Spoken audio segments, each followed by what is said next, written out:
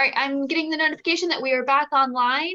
Thanks, folks, for bearing with us. We went ahead and just refreshed our connection. Hopefully this will relieve some of the choppiness that we were seeing before. And we'll get it reposted back to the Loudon Museum, the Mosby page, Civil War Pittsburgh, and we'll be back up and we'll jump right back into it. That's right. In the meantime, while I get that posted, we are on Historians on Tap right now. Travis, why don't we do a quick rundown what we're drinking? Travis. Yeah, we'll do a quick rundown. For those of you who missed it when the connection was bad, I will be drinking Table Talk from Old Busthead Brewing in Fauquier County. Fantastic Belgian-style wit. And I will be talking about an unusual 4th of July celebration that occurs in 1864. Rich, our special guest for the night from Civil War Pittsburgh, what are you drinking and what will you be talking about tonight? I'm drinking Gulla Cream Ale from Revelry Brewing in Charleston, South Carolina, a nod to the Gullah Geechee people of the Low Country. And I'm actually going to be talking about nothing to do with Pittsburgh, actually the Middle Tennessee campaign of 1864 and John Bell Hood's giant blunder at Spring Hill. Great. Joe, how about you? Yeah, and I'm drinking Waterfall by Crooked Run, and I'm talking about 3 young ladies from Waterford, Virginia, who started their own newspaper during 1864. Great. And Anne-Marie, we're getting there, right? We're back up on the pages that we wanted to be on. Hopefully you guys are all receiving us loud and clear this time. If not, just please bear with us and we'll soldier on through. You will be able to watch the video after the program as well if catching it live is not, is kind of bumpy. I'm drinking Hardway Summer Lager from Old Ox Brewery, and I will be talking about Henry Willis, who was a free Black Virginian who was just trying to reunite his family during the fateful fall of 1864. Awesome. Well, I'm going to go ahead and get started and jump right into it to cut off some time. Again, I want to talk about some issues in 1864, particularly with civilians, as with the Overland Campaign that usually gets the attention in May and early June 1864. But like in all the years, civilians are dealing with the war constantly. It's not just during campaigns. It's not just when armies are around. And some of the changes going on in 1864 include at the high command. And when Ulysses S. Grant takes command, he makes some staff changes and some policy ones. And one of the things he does in Virginia is he replaces a man named Franz Sigel, who has a pretty terrible military record, replaces him as the head of the Department of West Virginia. Sigel lived up to that bad reputation at the defeat at Newmarket in mid-May, and he is replaced by David Hunter.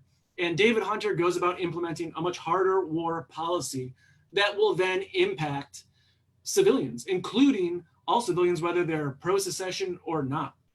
And that brings Waterford and Loudon into focus, because what this May directive states by David Hunter is that it prohibits any citizen, male or female, from crossing the lines of either direction. And by lines, I'm talking about the Potomac River.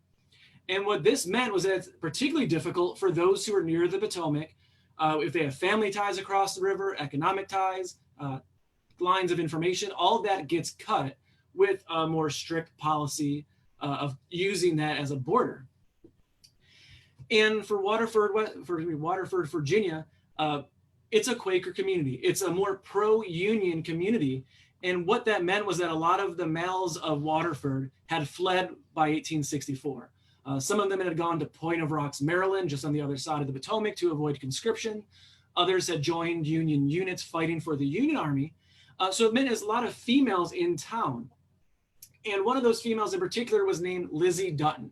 And she was from a very pro-union family, the Duttons. Another family that I'll bring up are the Steer family, also very well known for their union sentiment from Waterford, Virginia. And before this kind of increased directive went into place, in April 1864, Lizzie Dutton went to Baltimore to take part in the Baltimore Sanitary Fair. And when she was there, she almost became a celebrity of sorts, because a lot of the politicians and Northerners that were at the Sanitary Fair were surprised to hear about the Union sentiment in Northern Virginia. And so they were fascinated about how she even got there, what it was like in Virginia as a pro-Union person. So that may be where this idea came into her mind for about what she's going to do.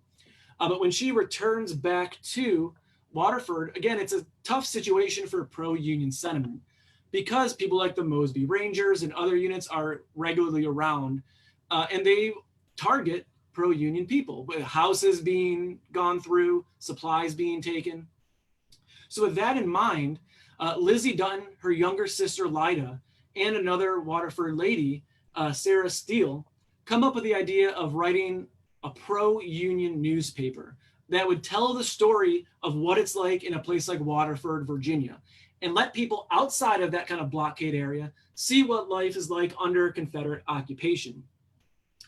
And they run this idea by John Dutton, again, a very pro-union father of Lida and Lizzie. He was currently serving with the federal government in Point of Rocks.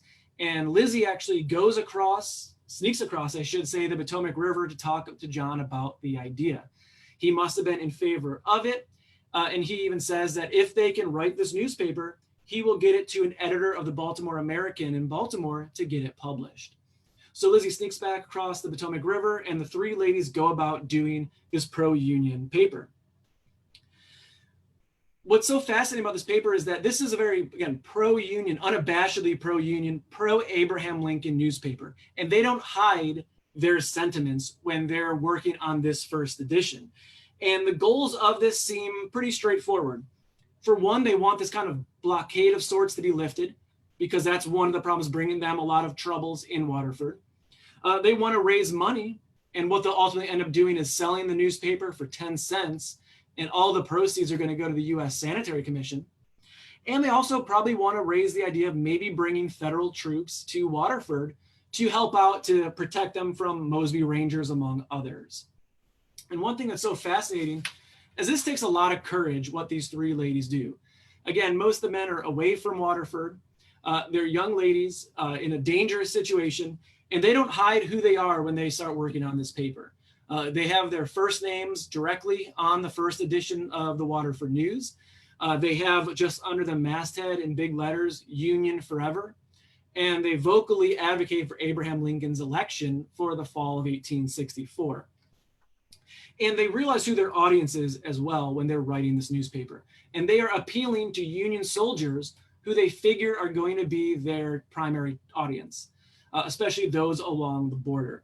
So they have a mix between serious conversations, reports of what it's like in occupied Waterford, but then they also have some moments of levity. And I'll give some examples of that. But after they wrote the first article, or I should say the first edition, they had to actually get it published. So that meant Lida, who's only 19 years old at the time, snuck across the Potomac River in order to get this to her father to then get into Baltimore. Apparently Union soldiers saw her try to wade across the Potomac, told her to go back, but she didn't listen. Supposedly got her back across. The Union soldiers took the instructions and the first edition, got it to John Dutton, and then Dutton got it to the editor in Baltimore, and they got it published. And it became an instant success. Just to financially show you the success it came, again, they sold it for 10 cents an issue. They raised $1,000 for the U.S. Sanitary Commission off the proceeds of the eventually will become 8 editions of the Waterford News. And after that first one, and what they say in terms of what the purpose of this is, quote, "We wish and expect it to meet the condemnation of our enemies, for they are averse to the truth, and that this sheet will contain." So they want to speak out against what they saw as Confederate propaganda, falsehoods about the war, falsehoods about sentiments in Virginia. Fake news. Yeah, and they directly confront these issues head on. And this gets widespread attention. It's not just the Union soldiers along the Potomac that end up reading this. People send it to Abraham Lincoln, and it gets within Lincoln's documents. Supposedly Jefferson Davis also got wind of what was going on and was furious when he heard about this kind of underground pro-Union newspaper that was being smuggled out. And for 8 different times, they wrote this throughout the rest of 1864 and early 1865, smuggled it across the Potomac, and got it published in Baltimore.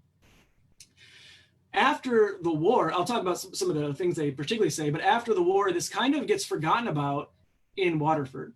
The Dutton ladies both marry. One moves to Indiana, one moves to New York City. Sarah Steele, the third, writes, or stays in Waterford. And it really isn't really seen and really remembered anyway. And part of that's probably because in the post-war years, a lot of ex-Confederates take on positions of power back in Virginia. But in 1922, the letters and diary of one of the Dutton ladies was found by her daughter, which then spoke about the Waterford News, and that daughter then published something in a Baltimore paper about it. And then it's not till the 1950s, really, that some more of the editions are discovered by a historian who actually found it in Abraham Lincoln's papers at the Library of Congress. And it wasn't even until 1998 that the 8th issue of the Waterford News was discovered. So this isn't something that was known all the time. A lot of it's still some pretty recent discoveries about what those 3 ladies wrote about. But I figured I would give you some examples that explain some of the issues and some of the exact writings of it. And I will say a big thank you to the Waterford Foundation, who helped restore these and publish these. Yeah, big thank you to the Waterford Foundation. They actually have it in a booklet form if you want to read all the issues of the Waterford News. They sell it, and we sell it also at the Loudon Museum. And a plug, we are reopening next weekend, so pop in and get a copy of all 8 issues. But the Thomas Balch Library, I believe, also has copies. Awesome, yeah. And it's worth reading. I mean, it's really interesting stuff to read. They're very witty, they're very intelligent in what they're writing about. Great sense of humor is really the thing that stands out to me. They're funny. They're sassy. Yeah.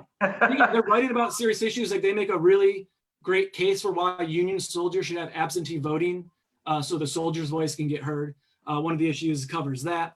They do mock the Southern press often, which is pretty funny, claiming how they're biased. They make fun of Jubal Early for his failed raid in 1864 and what happens in the Shenandoah Valley. And they comment frequently about Grant besting Robert E. Lee.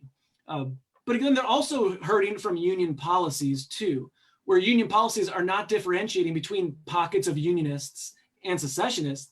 All Virginians feel the hard hand of war that's being brought down by Union policies, and they're feeling that as well in Waterford. But just to give you a couple examples of things that they write. In the what's called Pop Gun section of one of the early issues, they write, "The young ladies of Waterford are hereby notified to meet the first opportunity and lend their mutual aid in filling a large mud hole with stone. Said mud hole being located in the middle of 2nd Street, and the men have driven around it so much that it extended each side. Being fearful the gentlemen will get their feet muddy, the ladies will try to remedy it." That mud hole is brought up multiple times in other issues. There's a whole saga. Yep. They also have a section that covers local marriages during 1864. And of course, as I mentioned, most of the men aren't in Waterford, so there are no engagements or really marriages for the most part happening. In the marriage section, they get a different kind of comedic things. And one of them, they said, "We think there is no prospect of having this long continued vacancy filled until after the war. So we will discontinue for the present." In the next edition in the marriage section, they write, "After the marriage section was closed, the young gentlemen became very patriotic, volunteering to serve a lifetime, and proposals numerous flocked in. We will make them feel that delays are dangerous." And then again, they've got some jokes that are littered in, again, through serious conversations and enlightening writings that they do. They've got some good jokes. And probably my favorite joke out of the 8 editions made a joke that also included the marriage column. And they asked, "Why are the rebel ranks like our marriage column?" And their answer was, "Because there is little probability of their ever being filled." Oh, burn. Boom. Isn't there one where it's like, what kind of hoods does the Southern press love? False hoods is like. Yeah, what hood is most fashionable in the South? Yep, that's one of them too. Yeah, there's a lot of really witty comments that they put kind of snuck in throughout all 8 editions. Yeah, one of my favorites is they're talking about the blockade and how like the stores are empty and the shelves are empty. They can't get the things they want. And they're like, wanted something along the lines of like stores full of, clothing and whatever, and like handsome young clerks to staff them. Yes. Like Yeah, and when they always give like the Southern press like blurb, they always say lie and emphasize lie a bull. Yes. Again, because they claim that what Southern newspapers are saying aren't accurate. And I will say though, again, like they have a lot of funny parts throughout this, but this is not just satire. They are really trying to show the tough condition that they're in. Again, they're suffering from union policies. They're pro-union people, and they're in a location where being pro-union, the Confederacy clearly has issues. And Mosby's Rangers do target Sunnyside, the Dutton home. Sarah Steer's father, in June 1864, does get taken prisoner, probably by Mosby's men, and is sent to Castle Thunder for a time period in 1864. So again, it's very serious, the conditions in Northern Virginia 1864. But what they do is manage to also bring some lighthearted moments to that serious information. Yeah, that's a great story. You gotta laugh to keep from crying sometimes. Right, and on that, I'll definitely cheer Lizzie, Lyda, and Sarah for what they did. Cheers, the Waterford News. Various things that they write, enlightening things too. Yeah, it's a great read. You know, and to think that it's like teenage girls that are writing this is what really kind of puts it on the edge. It's hilarious. 24, 19, and 26 are the ages of the three. I mean, it's crazy, you know. And again, the courage that it takes to do so, knowing you're going to be targeted and you're going to try to have to, you know, they're not hiding who they are, and they're going to be targeted by Confederates to try to intimidate them, but they didn't back down. Yeah, and their house gets searched multiple times. I think. Yeah. Tell us a summer story, Travis. Yeah, I've got a lighthearted story, and it's perfect because we're coming up on the 4th of July. So we're going to talk about an event that occurred on the 4th of July, 1864. You know, in the summer of 1864, one of the major military movements that occurs is Jubal Early's invasion of the North. This is kind of the third big Confederate invasion of the North. On the big picture, you know, Robert E. Lee and his army are kind of pinned down outside of Petersburg, and he sends Jubal Early northward with a force to kind of draw Union troops away from Petersburg, give him a little bit of breathing room. And so early June, these guys are crossing the Potomac River into Maryland. The idea is, you know, maybe they'll threaten Baltimore, maybe they'll threaten Washington, draw troops away from Petersburg, heck, maybe even capture Washington, do something to really hurt Lincoln's chances at re-election, and really give the Northerners a scare. And so as part of this movement, John Mosby and his partisan battalion are going to undertake a raid in order to just kind of create chaos and confusion in the Union lines, and really, again, kind of draw the attention away from Early's movements across the river. And the target that they pick is going to be a small town on the Potomac River called Point of Rocks. Joe mentioned it earlier. It's right across the river, north of Leesburg in southern Frederick County. Not much to Point of Rocks, either in 1864 or today, but it is a strategic location. The Baltimore and Ohio Railroad run through the town. The C&O Canal runs right through the town. By 1864, it's become a place of refuge for a lot of Virginia Unionists, like the Duttons. So it's going to be a pretty inviting target. And so Mosby is going to plan a quick strike on this town in order to just kind of create chaos. Really nothing more. So on July 4th, his troops will come splashing across the Potomac River. He's got about 250 men. Along with the cannon. This is one of the first engagements where Mosby will actually have an artillery piece with him as well. So he leaves the cannon on a high, prominent on the Virginia side to kind of cover his advance. And they're going to splash across the river just west of Point of Rocks. The first people that they encounter are a bunch of Treasury Department workers on a picnic cruise. Anne Marie a few weeks ago told this story. These guys are on a boat called the Flying Cloud, and Mosby's men will start firing down on the Flying Cloud. The Treasury Department guys will scatter. One of them actually gets killed, Elijah Hobart. Poor Elijah Hobart, as we heard several weeks ago. Feels like he could not catch a break. So he's actually killed in this brief exchange on the canal. And, as Mosby's men board the canal boat, they find liquor, they find cigars, they find food, all the good stuff that these guys had packed for their picnic. Yeah, probably a few nice brews. Then they set off east down the canal towpath towards the actual town of Point of Rocks. And at this point, Point of Rocks is garrisoned by a small group of Union troops. The forces are about equal. But the Union garrison is made up of the Loudon Rangers, which we've mentioned a few times in previous programs. So these are cavalrymen from Virginia serving in the Union Army. To put it mildly, the Loudon Rangers do not have the best combat record, specifically when they're up against Mosby's men. There's also a few companies of infantry, guys from the Potomac Home Brigade. Now, these are veterans of Gettysburg. They've seen some action. And they're going to put up a little bit of a fight as Mosby's men come kind of thundering down the towpath towards them. It's not much of a fight because the Loudon Rangers will hightail it up towards Frederick and safety, leaving the infantry there kind of exposed. The Home Brigade guys pull out of town in fairly good order, but they leave the town of Point of Rocks completely open to Mosby and his men. And they're going to set about doing exactly what they planned on doing, and that's creating chaos. They're going to cut telegraph lines. Very important because Early and his men are moving on Harper's Ferry. So if you can cut the telegraph line between Harper's Ferry and DC, you know, Union High Command in Washington has no idea what's going on. They're going to try to destroy a train. Actually, a train is coming east from Sandy Hook from the direction of Harper's Ferry. They lob some artillery shells at it. The train escapes fairly unharmed. They're going to destroy some canal boats. You know, there's some boats on the canal filled with grain and things like that. They'll be torched. But Mosby's men really end up having a field day in the town. First of all, they're going to rob the post office because, of course, that's a government facility. They're going to take all the money there.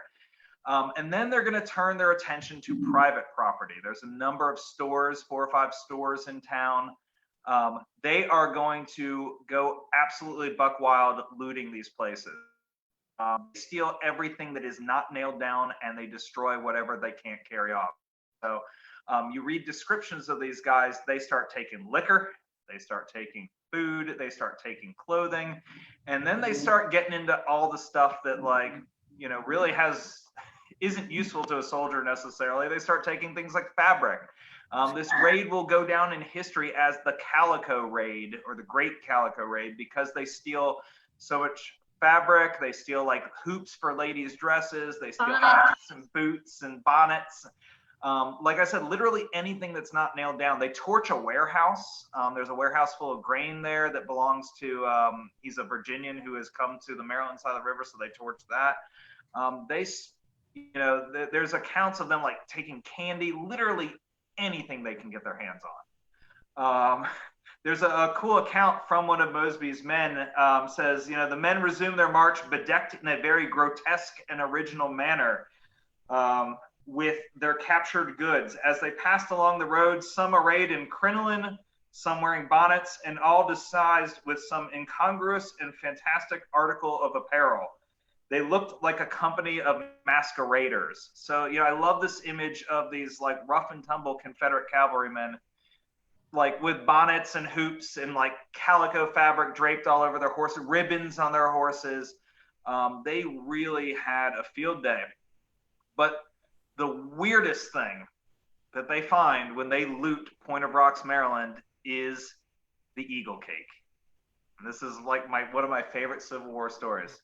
So it's the 4th of July, and the patriotic ladies of Point of Rocks had spent the previous 3 days baking a cake to celebrate the nation's birthday.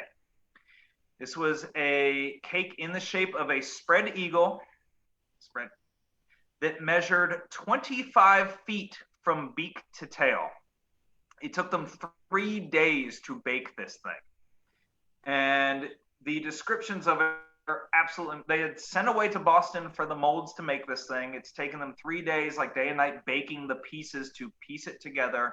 It has glass eyes, it has glass talons, and the most remarkable thing in my mind is that it has some sort of device baked inside or hidden inside the cake so that whenever you cut a slice of it, it would screech like an eagle. And I'm still trying to figure out, like 150 odd years later, how that works. So these Confederate troops find this cake. This cake that was supposed to be, the Union garrison were going to share to celebrate the 4th of July. They find it, and they seem like absolutely dumbstruck by this thing. And they decide that it should be taken back to Virginia as a trophy of war. And the idea was actually that they would take it to Richmond and like, I guess, present it to Jefferson Davis or something like that.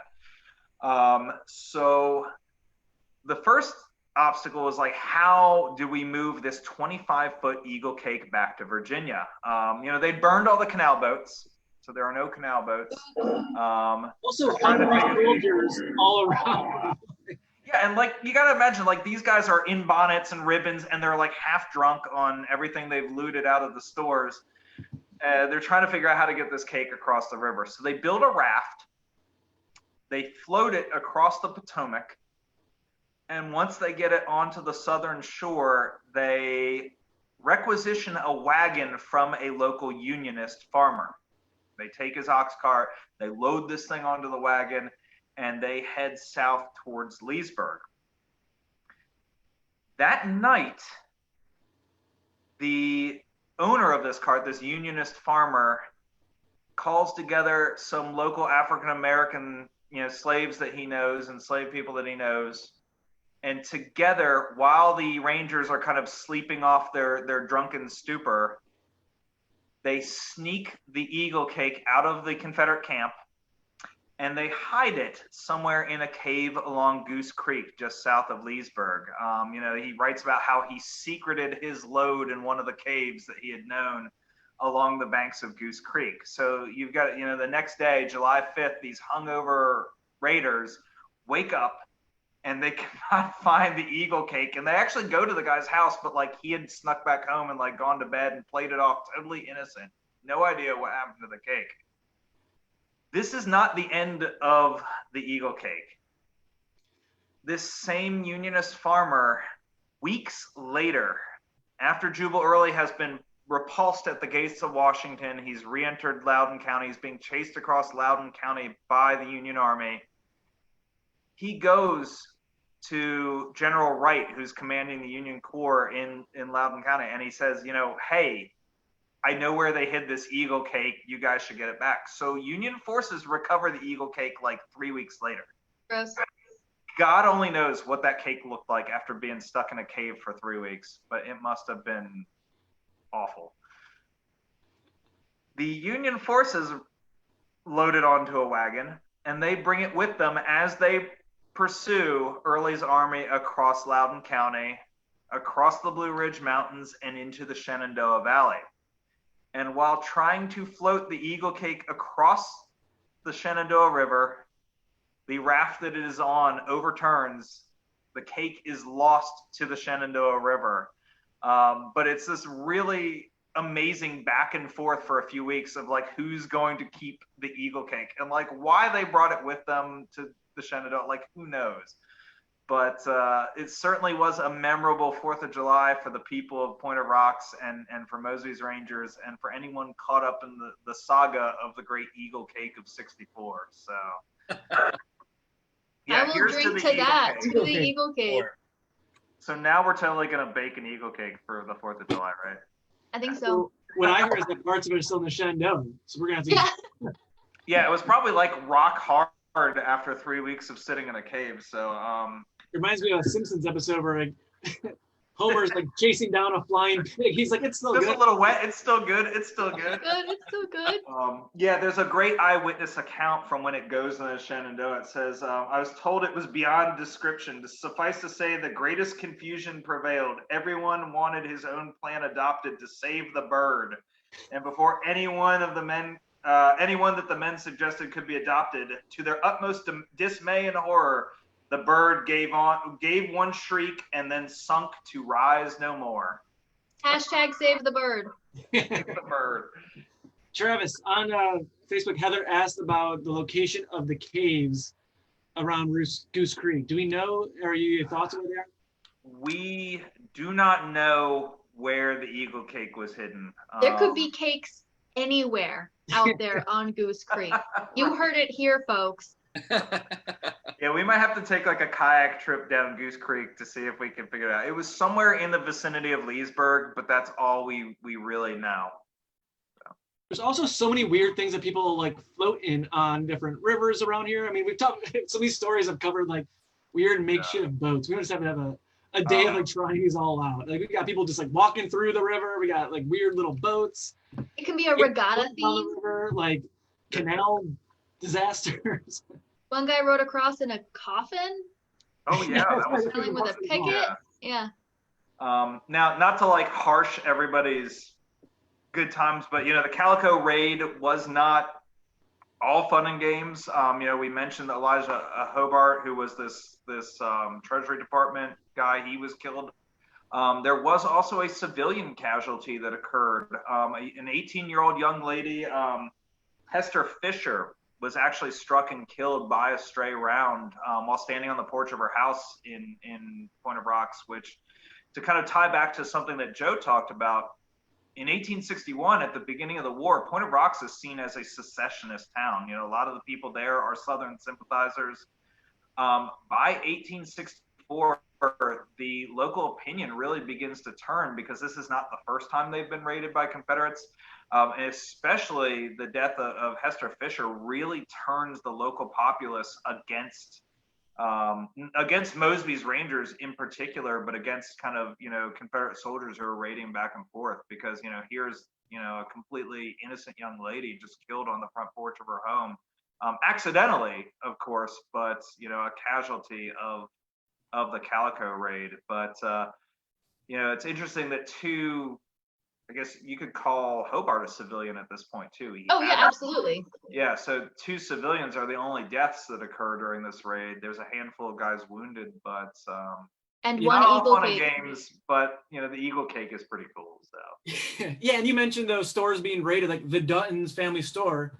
I think that a dry goods store is raided and ransacked from the Calico Raid, and that was then just a few days after Sarah Steer's father was taken captive and sent down to Castle Thunder, the prison in Richmond. Yeah. Do they write about the raid in the Waterford News? They had to have, because the first edition is in late May. So this is June, the Calico Raid. So I'll have to go back and look at the second edition to see if it gets mentioned specifically. They do mention it in one of the editions that Sarah's father is returned. So you do see that kind of come back. I'd have to go back and look at the second issue to see if they mentioned it. Or maybe in the third issue at that point. Yeah, I mean, one of the stores they raid is owned by Lewis Means, who is brother to Sam Means, who commands the Loudon Rangers. But Lewis is, despite his brother being a Unionist, he's a hardcore secessionist, and like even his store is looted and robbed. Now, when Mosby's guys get back to Virginia, they are incredibly popular, especially with the young ladies in Fauquier County who have not seen calico fabric and silk ribbons and new boots and new bonnets in months, if not years, because of that blockade. So, there's all these accounts of like Mosby's guys offering up bonnets and ribbons in exchange for kisses from the young ladies. Yikes. Imagine if they brought a eagle cake, what they would have gotten. I know, right? It's a shame. But what's the going rate for eagle cake and like romantic interludes? Rate for an eagle cake? Wow, that's a tough transition to Tennessee.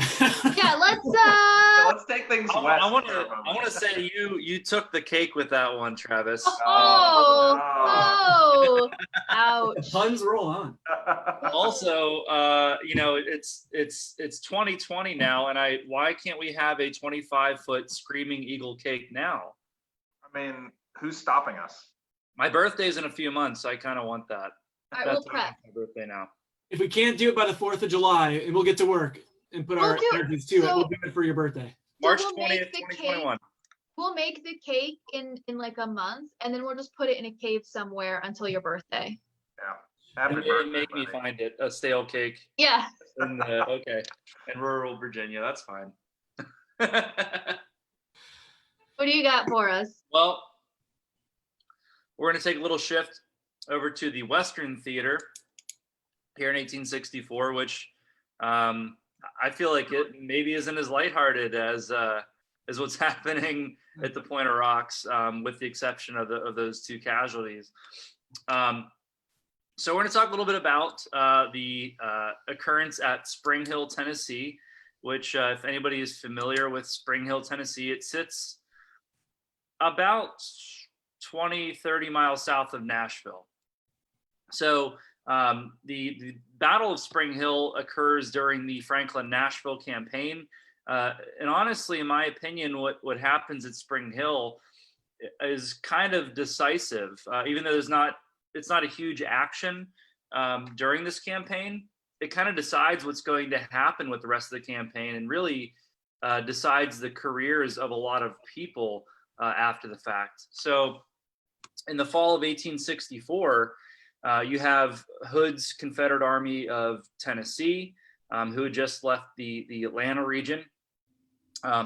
Previous to Hood, you had Joseph Johnston commanding the Army of Tennessee, and he keeps falling back through the defenses of Atlanta. And Jefferson Davis decides that he needs someone who is going to be a little bit more aggressive. And John Bell Hood, with his track record, is the guy for him. Judging by his battlefield wounds, he has to be strapped to his horse every morning, pretty much. He has a missing leg and a bum arm. So, can I just say, you've always had a vaguely John Bell Hood kind of look to me. So, like, I've been getting that since 2012. Is he missing a leg? Is there like a? I mean, yeah, minus the missing limbs and like the laudanum addiction. You. Yeah. I mean, just sub the laudanum with beer, and obviously we don't have the same kind of views, but yeah, I've been getting that since I worked on Franklin Battlefield. People always told me it was like the sad eyes, and I used to have a longer beard. Oh. Yeah, it wasn't very nice, but You've got a better work record than John Bell Hood did. Yeah, that's true. So, you have Hood taking command of the Army of Tennessee in the fall of 1864, and he comes up with a whole new plan.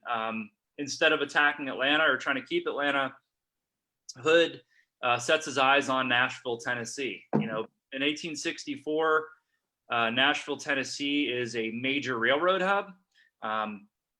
It had been in federal hands since 1862, since Ulysses S. Grant had captured Forts Donelson and Henry, a little bit west of Nashville. And Hood, at that point, sees an opportunity. The federal army is focused most of its resources around Atlanta. You have William Tecumseh Sherman eventually is going to be starting to move away from Atlanta. In the fall, he's going to start his march to the sea towards Savannah. And Hood sees basically a wide open path to Nashville, with nothing interrupting his movement toward Nashville. So Hood's going to start moving north. He goes through northern Alabama into southern Tennessee. George Thomas, who is commanding federal troops in Nashville, hears that Hood is heading north toward Nashville, and he doesn't really have much to hold him off with. So they're going to start kind of piecemealing together forces in Middle Tennessee. They're going to have the 23rd and 4th Corps, 4th Corps under David Stanley, 23rd under John Schofield. Fun fact about Schofield, he's actually going to nominate himself for a Medal of Honor post-war for actions at Wilson's Creek. That's pretty bold. It's very bold. I'll drink to that. That's having your cake and eating it too, if you can do that. Oh, cake puns. All right. So Hood's going to start moving north through Middle Tennessee, setting his eyes, as I said, on Nashville. And you have federal troops arriving in the area of Columbia, which is a little bit south of Spring Hill. And as Hood is arriving in this area, you have federal troops kind of basically their job at this point is to hold Hood off until more federal forces can arrive in Nashville to fortify the city and fend off Hood's forces. So it's basically a race for Nashville at this point. Fast forward to November 29th, 1864, you have about 200-300 federal troops in Spring Hill, Tennessee, and you have federal troops leaving Columbia, Tennessee, and Hood, his intention is to cut them off at Spring Hill.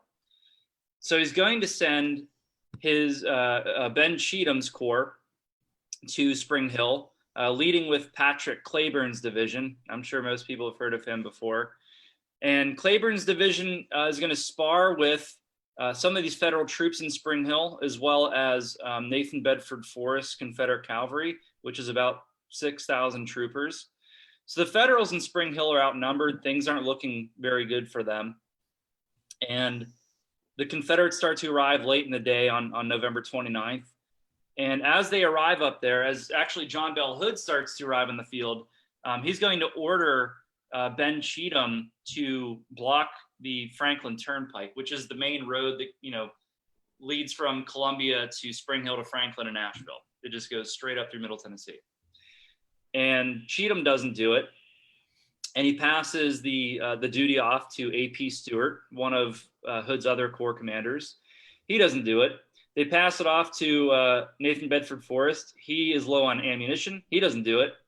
And so the blame just kind of keeps getting passed down. And keep in mind, you know, these guys had been marching at least 20 miles a day. They're hoofing it through Middle Tennessee. They're very poorly equipped. You know, their clothes are literally falling off. They don't have any winter gear or anything. So what's going to happen is, as it's getting darker, and, you know, keep in mind this is late November, the sun starts going down at 4:30. So these guys are exhausted. They start to bed down for the night, and they end up camping on either side of the Franklin Turnpike. They leave the road wide open. You have this federal army of about 20,000 men and 800 wagons that are south of Spring Hill. They see this road wide open, and they're going to take advantage of it. Now, a lot of people think that John Schofield, who was kind of like the overall commander of the 4th and 23rd Corps, they think he made the move. I personally think it was David Stanley. He had more guff, I think, than Schofield did. And they're going to he's going to command the army to just basically move up through Confederate lines. And so, you know, I mentioned this is a huge blunder. You're going to have, starting at 11 p.m., about 20,000 Union troops, as well as 800 Union wagons moving up through Confederate lines at Spring Hill and heading toward Franklin, Tennessee. And now, so this is why it's like straight through. Yeah. Like these guys. I actually have a really cool account. There's the regimental chaplain for the 49th Tennessee Infantry, a guy named Chaplain James McNeely. He was also the regimental historian. And he recorded afterward, he said, Cheatham's corps had marched ahead of us, and the two corps were in bivouac along the turnpike near Spring Hill, with the Yankee army surrounded. And yet the road was left open with not even a regiment thrown across it. The federal commander at once began his retreat, and for hours their army was rushing past us in considerable confusion. Several times their private soldiers fell out of line and came to our bivouac fires to light their pipes, thinking the fires were their own men's bivouacs.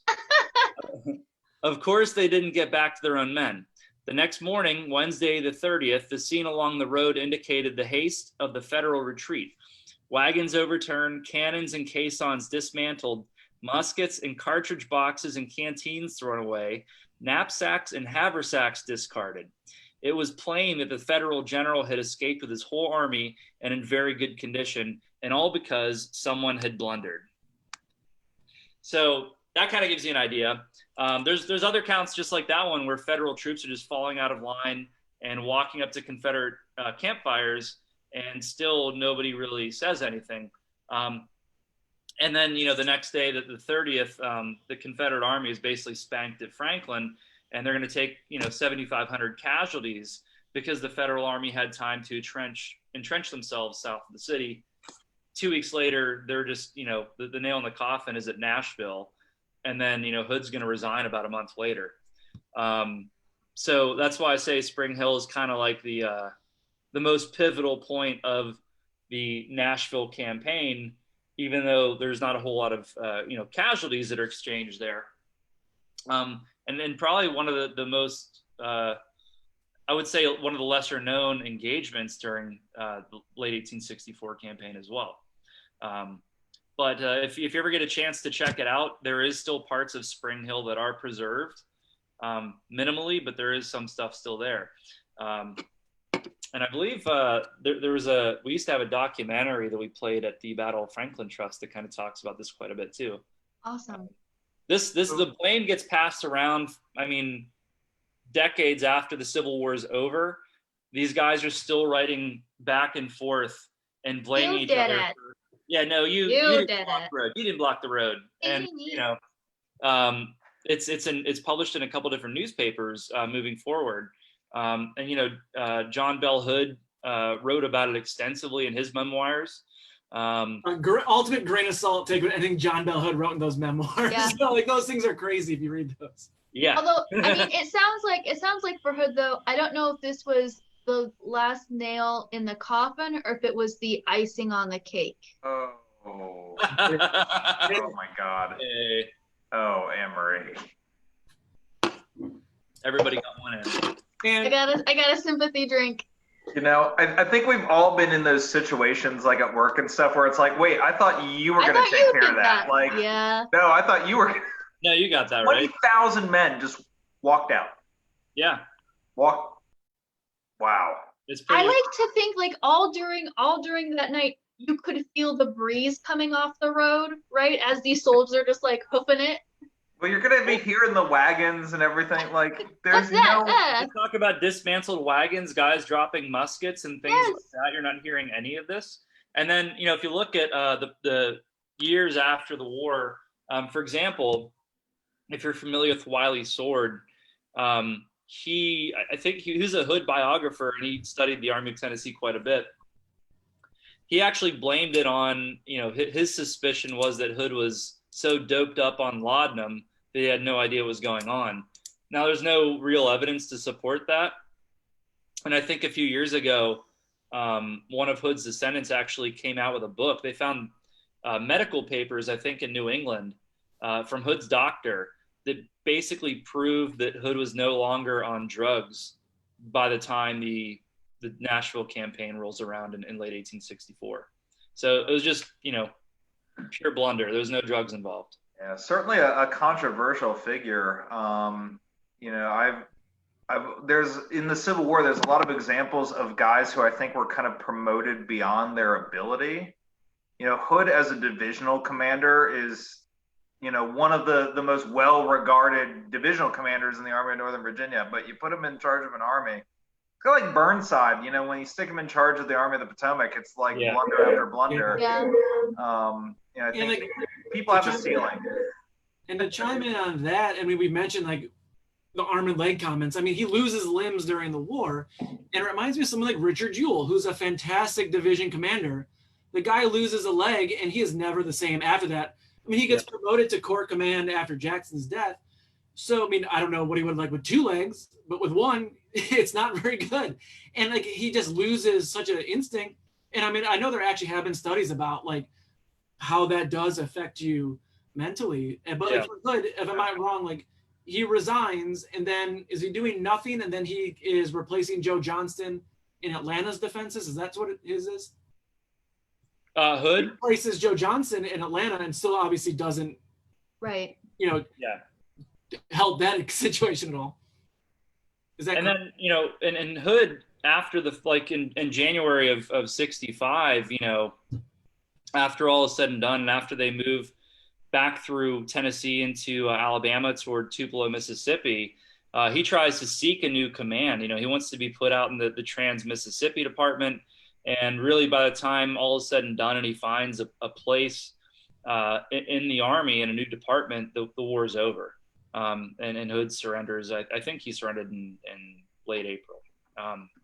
Like I said, even that really, Franklin, Spring Hill, Nashville kind of defined Hood's career. That was like the capstone for his career in the Civil War. And you see people after the fact, even some veterans shooting blame at Hood for, in their words, massacring their men at Franklin. I was gonna ask about that. Like, I'm not a Civil War scholar, but I've heard historians make the claim that like Franklin is almost Hood punishing his army, or kind of throwing his army at the federal troops as a way of kind of proving a point, or maybe, you know, like trying to. You know, and I think Wiley Sword might have been one of the historians that kind of perpetuated that story. That, you know, Hood was on laudanum. Hood is punishing his troops for letting, you know, the federal army pass through their lines. And there's no evidence to actually support that. It's, you know, it's more of an assumption. You know, if you look at Hood as a commander, historically, he's very aggressive, you know, which Hood's sending about 20,000 men across 2 miles of open ground towards well-entrenched Federals at Franklin. It's going to be a bloodbath. But, you know, he basically saw it as kind of a last-ditch effort, you know, that if he weren't able to defeat the Federal Army at Franklin, and the Federal Army makes it to Nashville, then for lack of a better word, he's screwed. You know, he's not going to, he does it anyway. He still goes to Nashville. And he lasts, you know, he basically camps south of the city for 2 weeks. And then, you know, December 15th and 16th, the Federal Army comes out of their trenches, attacks Hood's army, and they just crumple. So it was more of a desperate act, I think. Is that where Patrick Claiborne dies? Yeah, he gets killed at Franklin. Him and 5 other Confederate commanders are killed or mortally wounded there. Yeah, and then, you know, Nashville is, I think, one of the more understudied, underrated battles of the war. You know, Thomas just absolutely obliterates the army there. Yeah, I mean, I think it's also because not much of the battlefield's left. I mean, I lived in Nashville for 6 or 7 years. There's only a few key sites that you can actually visit still from the battle. Most of it's been developed, and for anybody that's familiar with Nashville, it's one of the fastest growing cities in America right now. So not much left to see, unfortunately. But if you're familiar with John Banks, John, I believe, has something to do with the Nashville Battlefield Trust down there. And he's been doing really good work with, you know, kind of going out and photographing some of these sites and promoting what you still can see of Nashville Battlefield. Very cool. Yeah. I would try to lighten the mood with like the Overland campaign, but there's 85,000 casualties. Yeah, that's kind of a bummer. We just go back to cake stories. My story has mostly a happy ending, so that we can. Sorry, I brought the mood down a little bit with that one. Yeah, we drink out of sadness with that one. Yeah. So my story, and I'll keep it pretty brief, so we'll have some time for more questions and discussion. My story is about Henson Willis, but I want to start from the perspective of a different resident of the Heritage area, and that's Ida Delaney, who lives at Oakley, which is near Upperville, Virginia, kind of south and east of Upperville, just a little bit. And she is a great example of someone, a resident of the area, who is caught between forces that she, you know, can do very little about, no matter what she feels about it. She's a secessionist. Her husband Hal fights with the 6th Virginia Cavalry for a while before leaving for an injury to one of his legs. It's pretty significant. But she is there at Oakley. They have an enslaved community, and in the fall of 1864, they're kind of between a rock and a hard place. So after Early's shenanigans up near DC, Sheridan chases him, you know, chases him across the valley, and then Sheridan ends up taking up residence in Winchester to the west. Meanwhile, in the east, by fall of 64, we have Christopher Auger, Major General Auger, who's taking over the Washington Department, and he is trying to rebuild the Manassas Gap Railroad, which is going to run right across the southern, you know, the southern area of Ida Delaney's property there. And not only are these two powers on either side, but right where she is are, of course, Mosby's Rangers, the 43rd. And their job in all of this is to create as much trouble on either side as possible.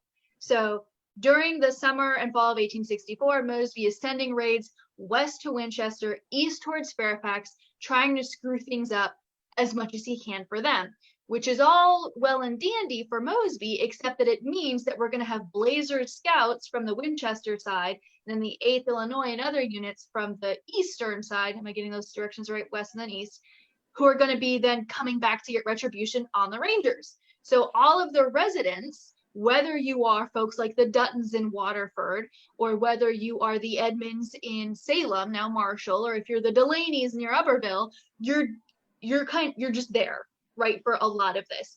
And depending on what day it is and what Mosby just did, you're either going to have a contingent of Confederates, riding by, or you're going to have a contingent of United States troops riding by, or taking your horses, or raiding your cows and taking your bacon and taking your boots if they find them. Just whatever it is basically up for grabs, whatever you might have in your home. And towards the end of October, there at Oakley, things get a little hairier than usual. On about the 25th or 26th of October, in the middle of the night, 2 o'clock in the morning, Ida says, they hear a knock at the door. Usually, Ida's husband hides elsewhere in their property on a little mountain, little hilltop they have there. But because there had just been a raiding party through before, Ida thought that Hal would be safe sleeping in the house. It was like, just stay in the house, take a night off, from being a fugitive, and of course it's that night at 2 o'clock in the morning that we have Union officers come knocking at the door asking for Hal. He manages to hide. They manage, Ida, she doesn't lie. She's a Christian lady. She will not lie, but she manages to tell enough half-truths that the Union officers eventually leave, taking one of their very last riding horses with them. Not 2 days later, a fight breaks out in her yard between Mosby's Rangers and the 8th Illinois.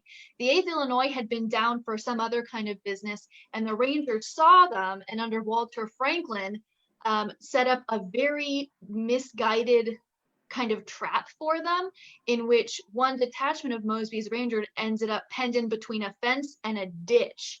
So while only a couple of Mosby's Rangers perished in this, Mosby was livid that Franklin had gotten them into such a badly planned fight. Why would you do that? So the Illinoisans obviously came out on top in that skirmish. Ida Delaney witnesses the death of 2 of these Rangers in her own house. She said there's blood pooled all over the foyer, and only a few Illinoisans are actually injured. But the Illinoisans, during all the chaos, they decide to load up all of their wounded on Ida Delaney's ox cart. So they just commandeer her oxen and her cart, and they ride it away with the injured parties. Ida manages to lay the mortally wounded soldiers, the Mosby's Rangers, to rest. And then the next day, she marches out to go reclaim her ox cart and her oxen. She is insistent that with the household as large as it is, and that includes her children with Hal, and also the number of enslaved peoples that she has there on the property, that they need the ox cart to haul firewood to sustain the family. So that's her mentality. She's going to go get this ox cart. She's not going to take no for an answer. And so she heads on down to where the camp is. She first stays over at Kinloch, where her family is from, and then goes to the encampment, which is near Salem, kind of between Salem and the Plains. And when she gets there, she meets one of the captains who had been there when they went knocking on her door several nights before, trying to arrest her husband. And this captain, Slosser, he says, we're not going to give you your oxen back. We know where they are, but we're not going to give them to you. And she's not having this. And so she does one thing we're all familiar with. I'm going to speak to your manager. Speak right? to your manager. Who can I talk to? And it just so happens that Major General Augur is there. And so she goes right to the general, and she does the whole thing about my family needs the firewood and the ox cart and the whole, I'm not saying that she didn't mean it and that it's not honest, but she's able to pitch, she's able to give her pitch, and Augur relents. And he says, you know what? Slosser, go take, sorry, my cat's being weird. Go take this woman to the encampment in Salem where the oxen and the cart is. Give her stuff back. and escort her, basically make sure she's safe doing that. And so Ida Delaney is feeling pretty good, right? She just went directly to a general and he listened to her and let her do what it was that she wanted to do. So she's feeling pretty good. She's feeling a little high and mighty. She goes to Salem. She reclaims her oxen. She's got her cart and she turns to leave out of town. And who does she see but General Augur and a man that she knows at least a little bit, a free Black man named Henson Willis. So Henson Willis, along with Augur, they're there together, are stopping her from leaving. Well, it turns out that Henson Willis, his wife Lucinda, is enslaved in Ida Delaney's house. She is her property. And Henson has possibly not, we can't confirm this. Ida definitely thought so. Henson may have been supplying information to Augur, to the 8th Illinois, about like when Hal might be at home or what were the movements of the Confederates, things like that. And in exchange, Henson is now going to come home with Ida to collect his family, and they're going to leave. They're going to go to somewhere else where they can be free. Henson, for the last at least 10 years, has lived in the same stone house near Clifton. It's really just a crossroads near Clifton, near the houses that we know of as Crednell and Catesby, up on the northern side of Upperville. So Route 50, up here is where Henson Willis would live, and then down here is where Ida Delaney lived. It's very, very, very specific. And so Henson had been living in his own house. He was renting it for several years. He had one wife who worked at Oatlands before she passed away in childbirth. And then he had married, become attached to Lucinda, working there at Oakley. And they had a few children by this point in 1864. They would eventually have 5 to round out the family. And at this point, of course, the Emancipation Proclamation has been issued. Technically, the enslaved peoples are free. However, that is absolutely not the case for every household that's, south of the Mason-Dixon. Unless you can enforce it. Exactly. Yeah. Exactly. And so we do have some United States officers who are willing to enforce it, especially willing to enforce it when it's obvious that those enslaved peoples, they want to leave. They want to be able to seize on their freedom, but they need help or they need authority to do so. And so Henson, whatever it was that he was able to barter for Augur's muscle, for his representation, I can't imagine what kind of a sight that was for Ida Delaney to think that she just pulled one, on Augur, and then Augur shows up with Henson Willis.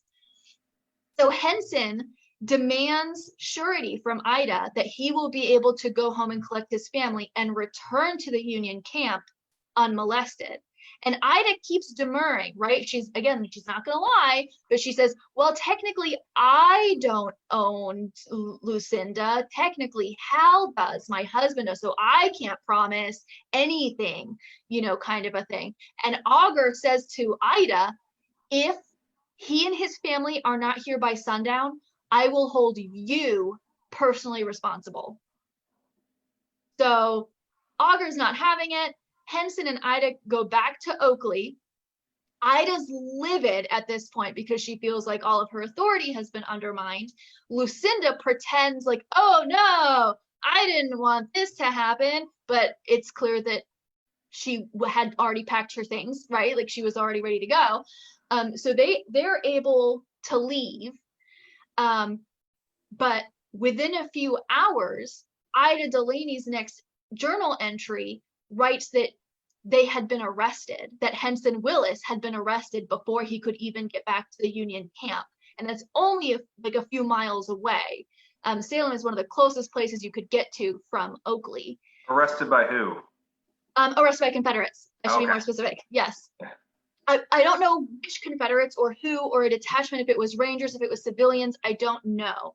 What we do know is that according to Ida, Henson got sent to Libby prison in Richmond for some time, for several months.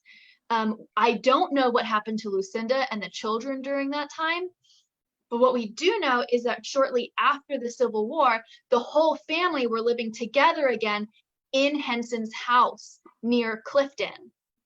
And so after the Civil War, they built a school there at the crossroads. There were many more formerly enslaved people that were living at the crossroads, that were building homes, that were building a community. And it's there towards the turn of the century that it became known as Willisville.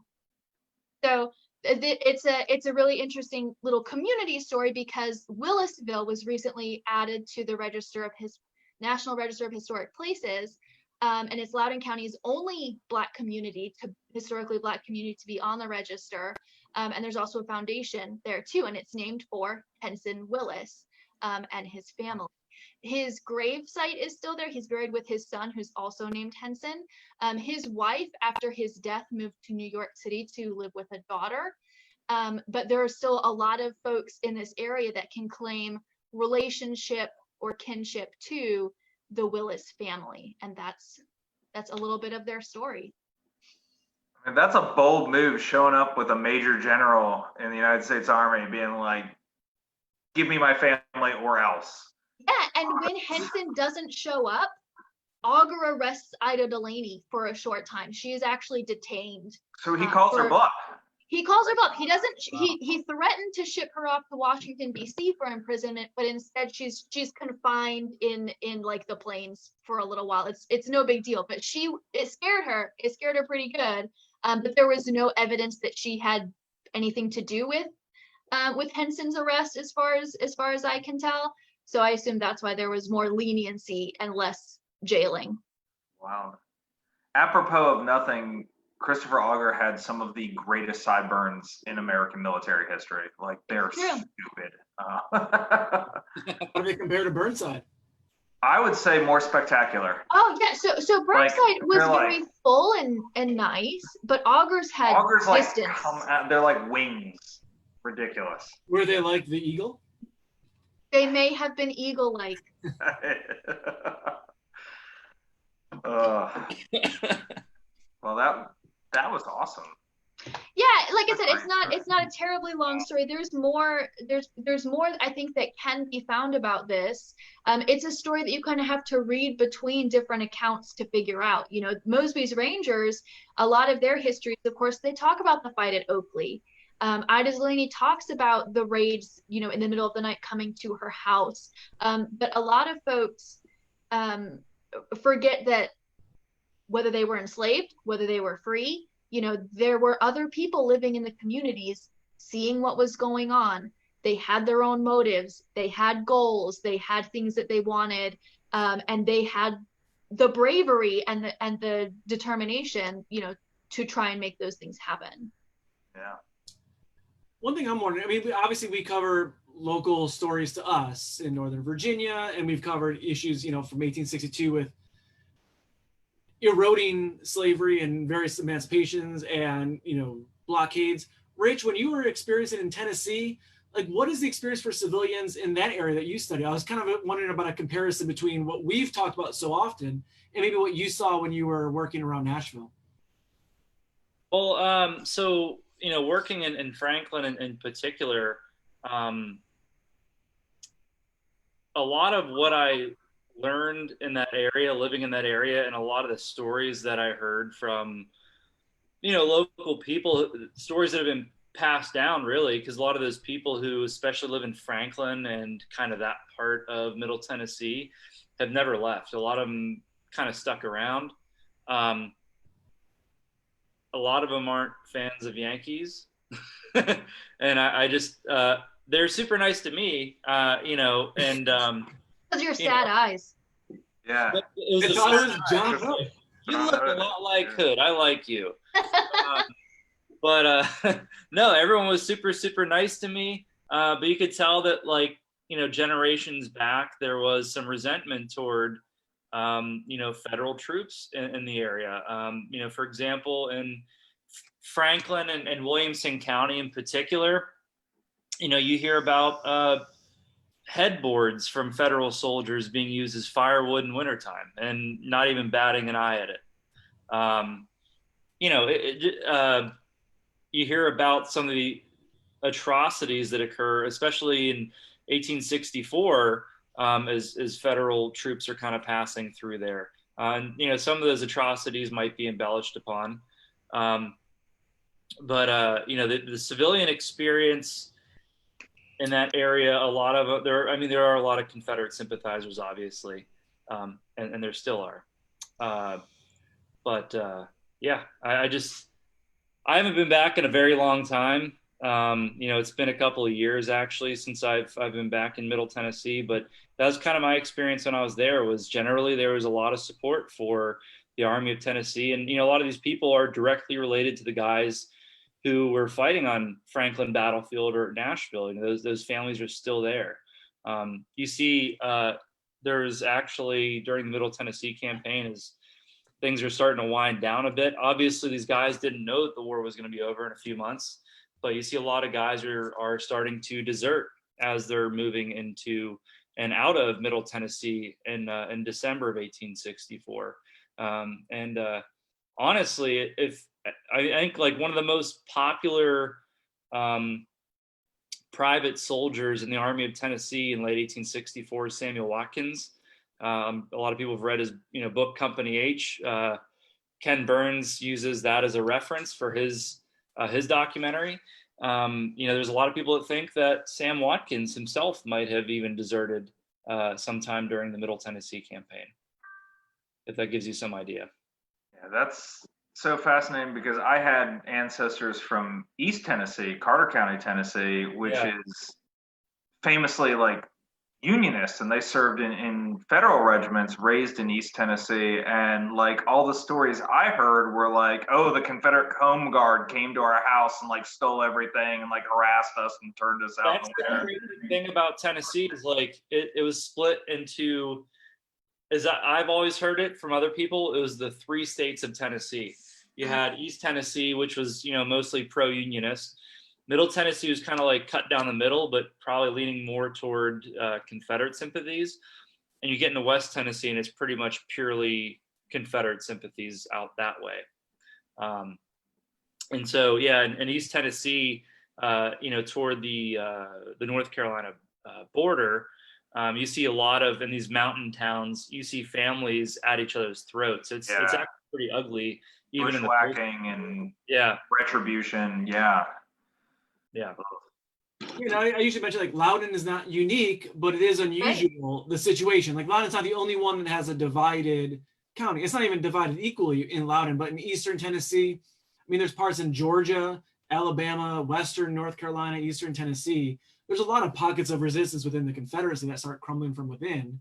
And especially over time, as it's clear that the toll of war has not made anybody's life easier, and it makes a lot of these folks more entrenched, even though they're all suffering, as you pointed out too, Joe, that like everyone is suffering from the different policies and the different armies that are marching through, but that doesn't mean that they're not still divided. Yeah, and it is tough for everyone. I mean, 1864 is such a critical year. I mean, the dam starts to break, really. You think of the Confederacy, where you've got Grant putting on pressure everywhere, whether it be from Louisiana, Tennessee, Butler coming from the Chesapeake area, then overland campaign. The dam is breaking. People are experiencing the war in areas that they haven't firsthand experienced, at least in terms of armies, ever before. And armies are living off the land that you see, and it's Well, I also feel, and you can say this at any point in the war, really, but in the fall of 1864, things get really nasty and personal. Especially here in Northern Virginia too, with the Great Burning Raid, which the Northerners claim, Sheridan would claim is merited and is not like a breach of wartime policy, but which the Southerners thought was absolutely bananas and ridiculously cruel. But it just seems as though until this point, there's been a one-upsmanship of, chipping away at what standard procedure is, chipping away at, do we protect civilians? Do we take their stuff? Do we pay them for it? Do we, and by 64, let's burn it down. Actually, it reminds me a lot, harkening back to our last History on Tap, where we were talking about the Revolutionary War, because we absolutely see a similar thing, you know, in that conflict. You know, you have, how do we treat these people? Do we want to win hearts and minds, or do we want to win the war? You know, Yes. do we want to crush their ability to make war? So like the burning raid, they come in, you know, they don't burn houses, but they burn mills, they burn barns, they take horses, they take cattle. Yes, they burn fields full of crops. Right. And it's too late to grow anything else. You know, like it's a And- starvation campaign.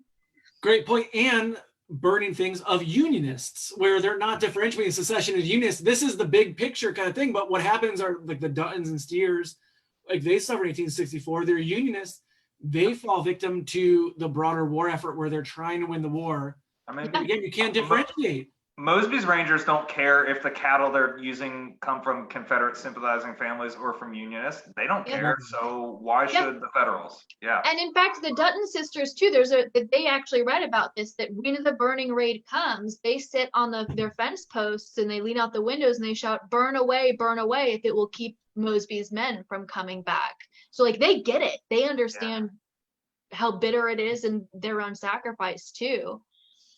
Yeah, of all the years of the American Civil War, 1864 really is horrific in a lot of ways, both Especially as on we the battlefield and off the battlefield. I mean, it's a whole different war.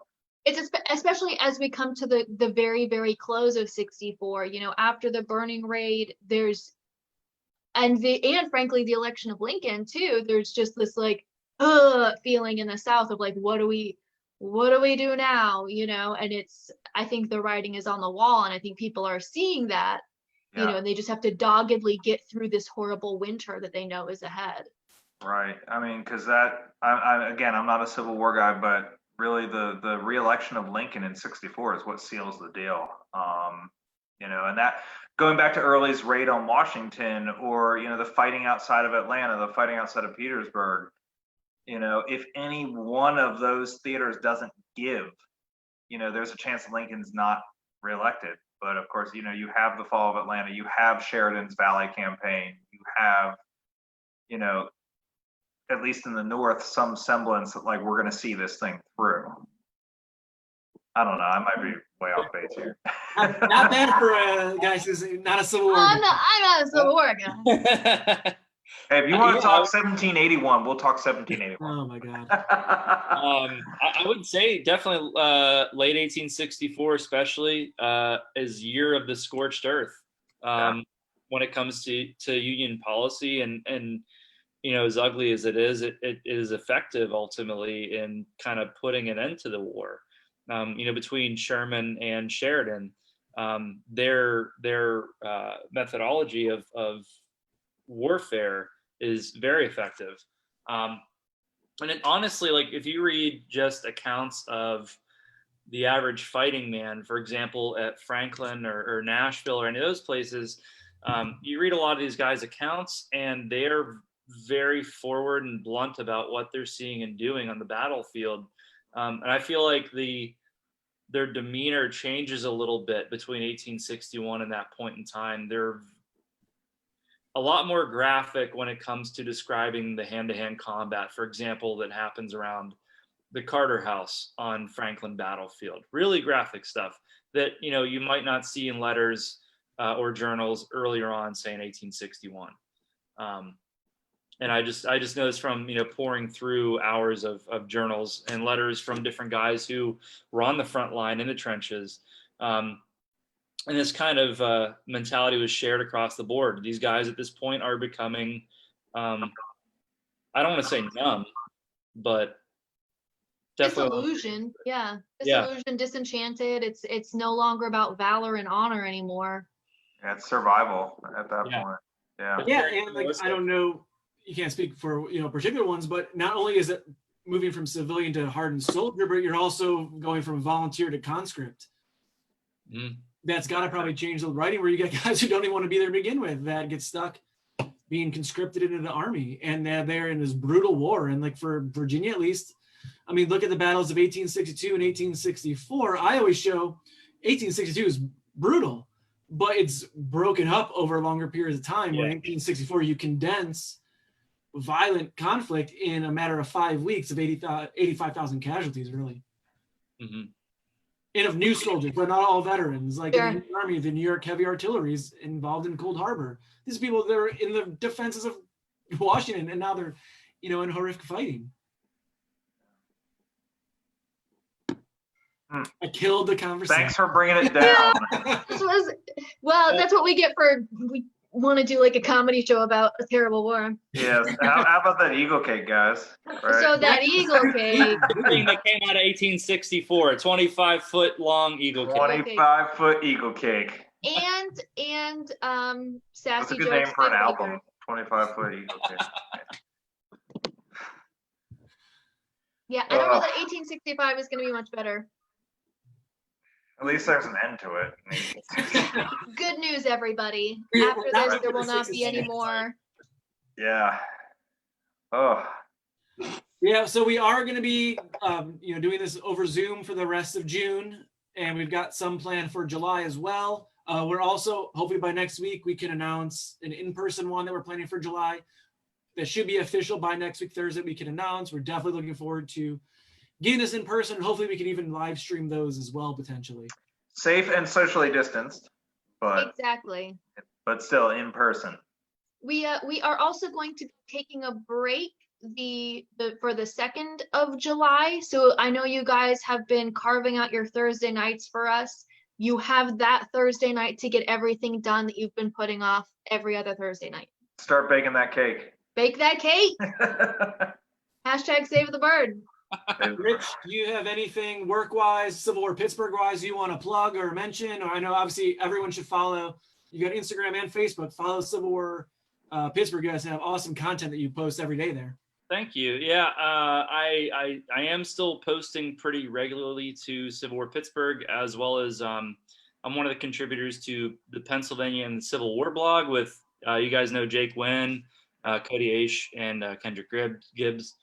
So I'm doing that regularly, but also, as we mentioned earlier, I'm in South Carolina right now. There's a reason for that. I'm working actually at Reconstruction Era National Historical Park as well. So if anybody gets a chance, maybe after this pandemic clears up, hopefully it does sometime soon, take a trip to the Low Country and stop by and say hello. Eat some seafood. Eat some seafood. Visit Rich. Yeah, that sounds ideal right now. Yeah. What's going on, Mosby? We have a live at 5 tomorrow at 5 p.m. We'll be talking to Lee Lawrence, wonderful friend of us personally, as well as the Mosby Heritage Area Association.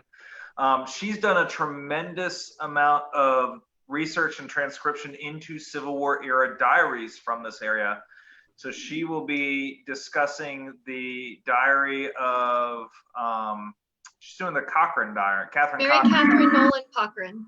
I just say Catherine Cochrane because I can't It's remember. a lot of names. Yeah, it's like Mary Catherine Powell Nolan Cochrane's diary. Nolan. Yeah.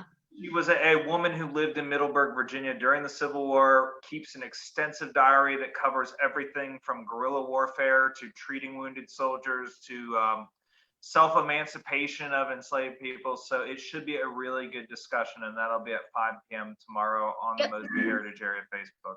And on Sunday on our Facebook page, you can see Travis talk about the history of the W&OD walking trail. Yeah, we're going to be talking railroad history on Sunday, so trains. What's going on with Lauda Museum? We're going to go to our weekly blog. We're posting tomorrow. We got one coming up about Juneteenth tomorrow. And then next week, Friday, we're targeting reopening. So when you want to come get the Waterford news, again, shout out to Waterford Foundation for the work they've done to preserving those. We've got copies in the museum, and yeah, our plan is to reopen next Friday.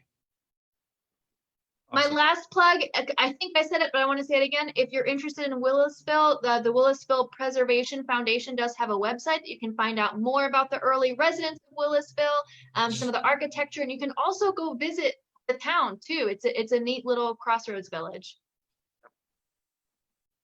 All right. Well, thank you all for joining us this evening, and hopefully we'll see you again next Thursday. Yes. Cheers. Yeah. Cheers. Thanks for having me. Yeah, of course. Thank you, Rich. Yeah, thanks, Rich.